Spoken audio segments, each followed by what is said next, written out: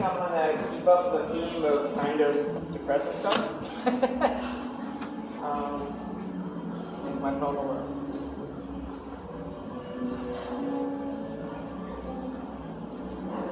If my phone won't load, I'll just grab one of my books.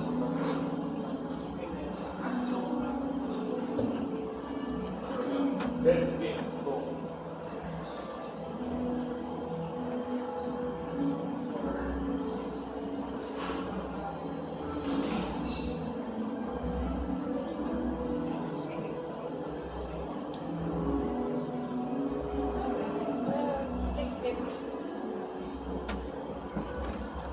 Sorry, I had what I was gonna read pulled up on a website, but it just died out. So I'm gonna randomly pick something from here.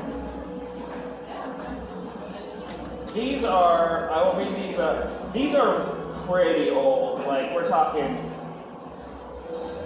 over a couple decades at this point. So, all right, the wishing well tattoo. There's this tattoo I wish to get if I ever get rid of this fear of making decisions.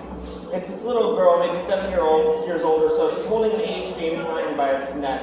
Her eyes are closed and open to a whole other world. She shoots a wish toward it with every muscle in her body that she doesn't know the name of yet.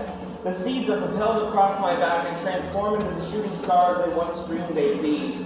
Somewhere below, on an otherwise then empty beach, are a couple of teenagers discovering themselves inside one another. They kiss and tell no one. The blanket promises to keep their secret, and the sand sneaks into places it knows it's unwelcome. They are drunk in the passion of the moment. They are lost in the stars. She wants to gently scoop those lights from the sky and seal them in a mason jar.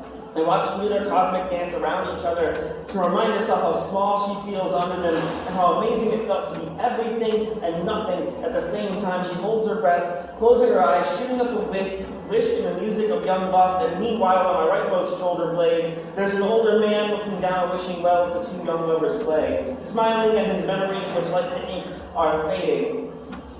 A wish falls from his mouth and speeds down into the darkness and bounces off the boy's head, and is gobbled up by the greedy sand.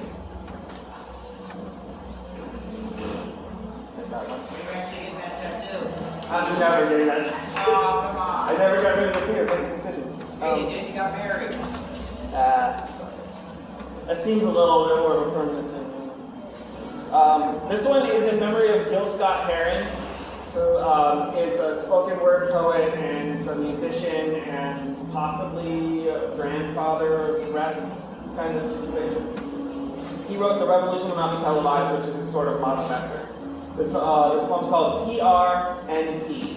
So like, too long didn't read, but like, the revolution, not televised. The revolution will not be televised. The revolution will not be televised. The revolution will not be televised. The revolution will be live. The revolution will be streaming through your windows, laptops, and smartphones. The revolution will be blogged, tweeted, liked, shared, reblogged, and retweeted, and stumbled upon between midnight masturbatory sessions and sandwiched between funny cat memes. The resolution will be HD. Its evolution will be high speed. The whistles will be blown with frequency. The revolution will be commented on, scrutinized, vandalized, scandalized, stylized, and advertised. People will pay attention. People will forget to mention that some stand up, occupy, riot, and die. The revolution will not be televised. The revolution will stream live through the filter of your choice. The facts will be democratized. The democracy will be corporatized. The corporations personified. The people objectified, spied on, and villainized. The powers that be will lie, deny, and try to justify. The people will be disenfranchised. Prisons will be privatized. Death drones will be utilized. And no one will bat an eye because the revolution will be multiplied, oversimplified, violence normalized, lives sacrificed to satiate the golden calf's appetite. The revolution will not be televised, but Jerry Springer still will. Go big.